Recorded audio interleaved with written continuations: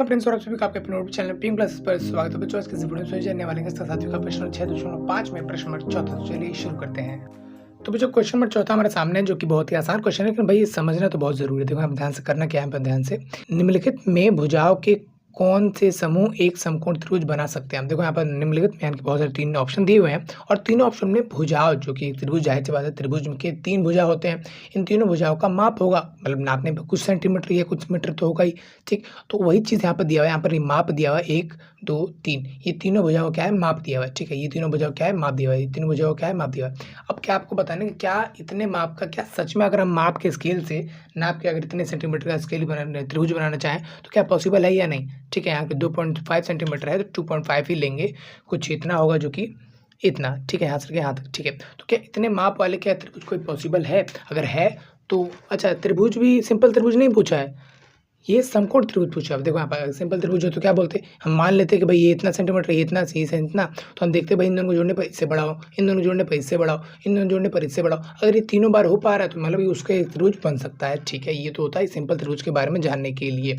लेकिन यहाँ पर जो है समकोण त्रिभुज के बारे में पूछा जाए। समकोण त्रिभुज आपको पता है ना, कुछ इस तरीके का होता है। मतलब कि वहाँ पर क्या होता है कि एक कोण जो होता है वो 90 डिग्री का कोण बनता है। ठीक है, अब इसकी विशेषियत क्या है, विशेषता क्या है यहाँ पर, कि समकोण त्रिभुज में जो समकोण बन रहा है, यानी एक कोण कोई भी होगा वो 90 डिग्री बनेगा, उसके सामने वाला जो भुजा उसके कहते हैं कर्ण। और आमतौर पर वो इनसे और इनसे क्या होता है, बड़ा होता है। जोड़ने से नहीं, अकेला अकेला इनसे बड़ा होता है। ठीक है, उसके अलावा नीचे वाले को कहते हैं आधार, और बगल वाले को क्या कहते हैं, लंब। ठीक है, जो 90 डिग्री कोण यहाँ पर बना रहा था। ठीक है, तो इसका ये गुण है ना कि अगर हम इसका लंब का वर्ग कर दें, बताऊंगा आगे वर्ग क्या होता है। वैसे तो अपने इंट्रोडक्शन वीडियो मैंने बताया, वो बच्चा अगर आपने नहीं देखा तो यहाँ पर आई बटन पे आप उसको क्लिक करके देख सकते हैं।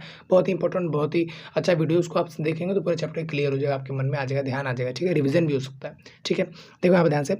तो लंब जो भी है, जो भी इसका माप होगा उसका वर्ग प्लस में आधार जो भी है उसका वर्ग, इन दोनों को अगर वर्गों का योग कर देंगे तो हमेशा वो हाइपोटेनस यानी जो कर्ण है उसके वर्ग के बराबर होगा। ये होता है गुण ऐसा एक समकोण त्रिभुज में, जिसमें इन तीनों भुजाओं का आपस में ये है संबंध। ठीक है, तो हम देखेंगे कि ऐसा ये जो त्रिभुज है, ये त्रिभुज चूँकि सिंपल त्रिभुज की बात नहीं हो रही है, समकोण त्रिभुज की बात हो रही है, तो हम देखेंगे भाई इन तीनों भुजाओं से हम अगर मान लो दो का कोई कर्ण और आधार मान लेते हैं और एक को हम लंब मानेंगे, और कुछ इस तरह से हम रिलेशन लगा के पाइथागोरस जिसे कहते हैं पाइथागोरस गुण, उसको लगा कर देखें क्या इन मापों का कोई भुजा, कोई त्रिभुज संभव है जो कि समकोण हो। अगर हाँ, अगर संभव है तो होने की स्थिति में आपको समकोण बताना भी है कि कौन सा पॉइंट बनेगा समकोण। मतलब क्या करेंगे, उसमें एक रफली हम समकोण बना देंगे, उसका नाम हम कर देंगे और बता देंगे कि ये वाला जो कोण है ना, ये बन रहा है समकोण। सिंपल सी बात है, अगर समकोण बन रहा होगा तो।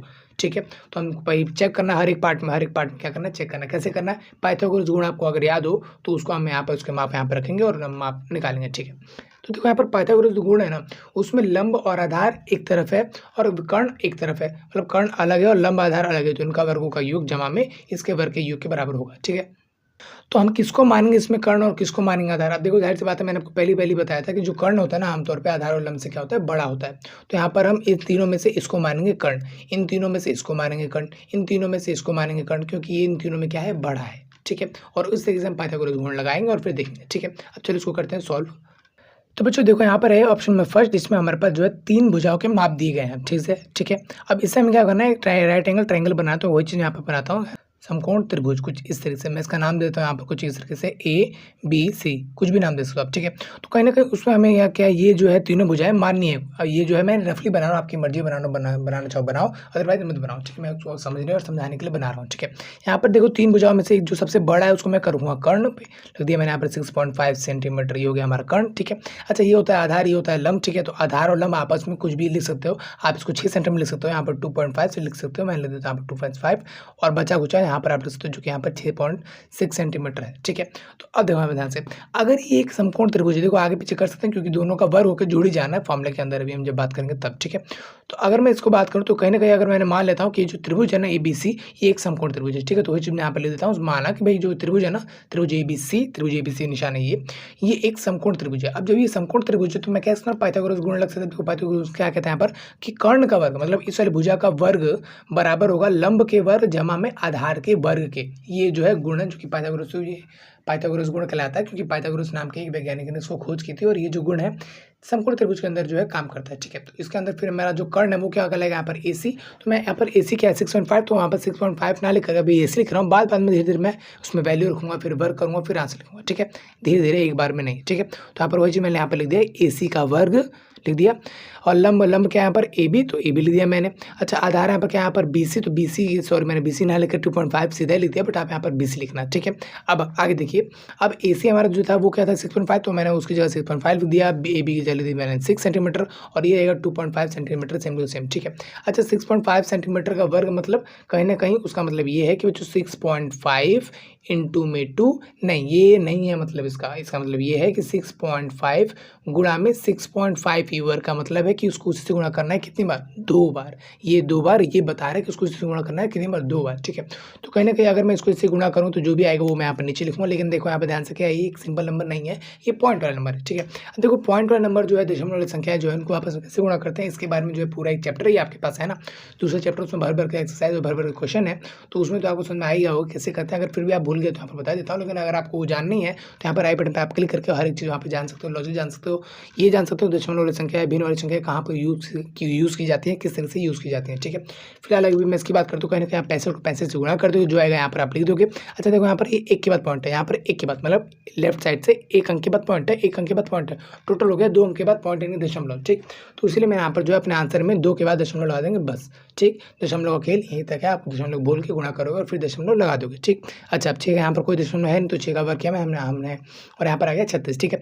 प्लस में 2.5 का वर्ग यानी कि 2.5 को 2.5 से गुणा करना। अब जब 2.5 को 2.5 से गुणा करेंगे तो यहाँ पर 6.25 आएगा, क्योंकि कहीं ना कहीं ये देखो एक नंबर बट गुणा हो तो एक और नंबर आ जाएगा, तो उसमें भी एक के बाद नंबर है, उसमें भी एक के बाद क्या है, पॉइंट है या नंबर है जो भी है, तो इसलिए यहाँ पर जो आपके आंसर में भी 2 के बाद पॉइंट आ जाएगा, ठीक। ओके तो यहाँ पर तो वर्क करना नहीं था, इसका तो आंसर यही आ गया 42.25, मतलब पॉइंट के बाद एक एक करके बोलते हैं, ठीक है। और यहाँ पर जो 36 को मैंने 6.25 से जोड़ा तो यहाँ पर भी कुछ आ गया 42.25, तो मतलब दोनों तरफ आ गया बराबर बराबर। किस दोनों तरफ, मतलब कर्ण का वर्ग जो है वो बराबर हो रहा है किसके, लंब के वर्ग, जहाँ में आधार के वर्ग जो भी इस ट्रायंगल में होगा उनके वर्गों के बराबर।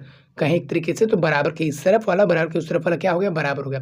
बराबर किस तरफ यानी कि राइट हैंड साइड की तरफ तो RHS, और लेफ्ट हैंड साइड की तरफ तो LHS, लेफ्ट हैंड साइड की तरफ, ठीक है। तो ये दोनों आपस में आ चुके हैं बराबर, तो इसलिए हम कह सकते हैं ना कि इस मापों का एक त्रिभुज संभव है ना, हमने अभी करके भी देखा, तो इसलिए हम कह सकते हैं अतः ये भुजें समकोण बनाती हैं। और जब समकोण बनाती है तो आपको बताना था ना कि समकोण त्रिभुज समकोण भी कहाँ बन रहा है, तो वही चीज़ यहाँ पर जो है मैंने बता भी दिया है कि समकोण जो बन रहा है ना वो यहाँ पर AC के विमुख कोण B पर समकोण बन रहा है, यानी जो AC है उसके विमुख सामने वाले पर कोण B पर समकोण बन रहा है, वही चीज़ यहाँ पर जो है मैंने बता दी है, ठीक है। तो उम्मीद है बच्चों आपका समझ में आ रहा होगा किस तरह से हम कर रहे हैं। जाहिर सी बात हमको पूछा हुआ है कि इन मापों का क्या एक समकोण त्रिभुज संभव है या नहीं, तो हमने मान लेते हैं कि समकोण त्रिभुज संभव है। अगर संभव है तो ये सारी चीज़ें होनी चाहिए, तो अगर हो रही है बराबर हो रहा है, ये वाला जो बात है इस वाली बात के बराबर हो रहा है, तो हाँ भाई ये समकोण तो है, हमने सही माना है। अगर नहीं हो रहा तो कोई बात नहीं, फिर आप ये भी मत बताओ कि समकोण बनेगा कहाँ, जाहिर सी बात है समकोण त्रिभुज है ही, समकोण कोण ही कहाँ बनेगा, ठीक। ऐसी इस तरीके से जो है अगला पार्ट करते हैं इसका।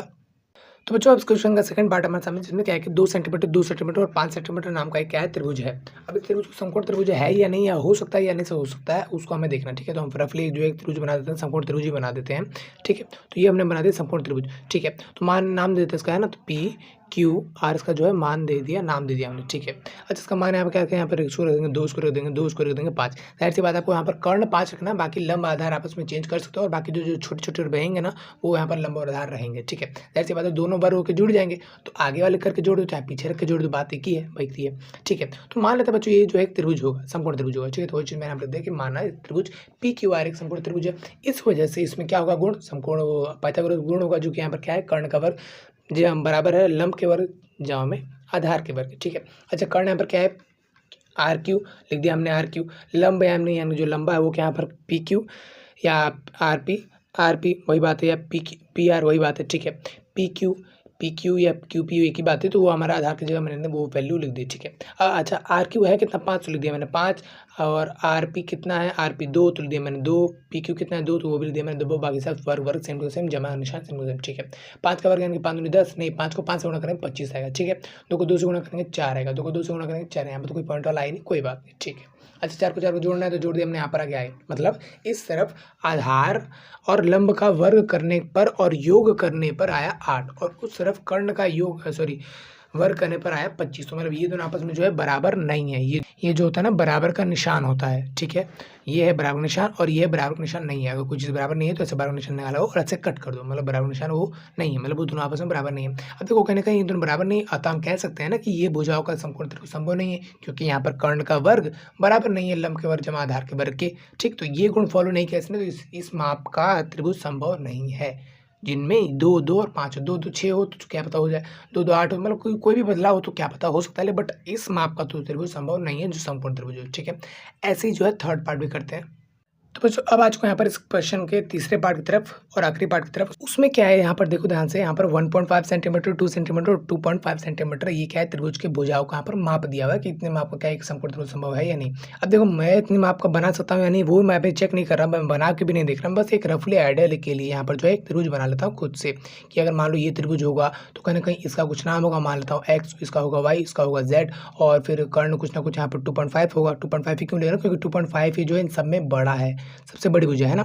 उसके अलावा यहाँ पर इसको मान लेते हैं हम 1.5 सेंटीमीटर, ठीक है, और इसको मान लेते हैं 2 सेंटीमीटर, ठीक है। तो उस हिसाब से हमारे पास जो है ये समकोण त्रिभुज है ऐसा हमने माना है, ठीक है। अगर बन पाता तो हाँ वाकई इस माप का हम एक समकोण त्रिभुज बना सकते हैं। देखो बनाना है ये नहीं कहा गया, बना के देखो ऐसा भी नहीं कहा गया, बस हमको जानना है कि बन सकता है या नहीं। तो हमारी तरीका है जिससे हम पता कर सकते हैं कि बन रहा है या नहीं बन रहा है, ठीक है। ठीक है, समझ गया। तो देखो अब सबसे पहले हमने इसको मान लिया एक त्रिभुज है, तो सिंपल सी बात है वही चीज़ हम यहाँ पे लिख देंगे, माना त्रिभुज एक्स वाई जेड इस निशान होता है, इस तरह से हमको जो बताते हैं त्रिभुज को, त्रिभुज एक्स वाई जेड एक त्रिभुज समकोण त्रिभुज है, ठीक है। अब जब ये समकोण त्रिभुज है तो पाइथागोरस गुण काम करेगा। पाइथागोरस क्या कहता है कि कर्ण का वर्ग बराबर होगा लंब के वर्ग जमा आधार के वर्ग के योग के बराबर।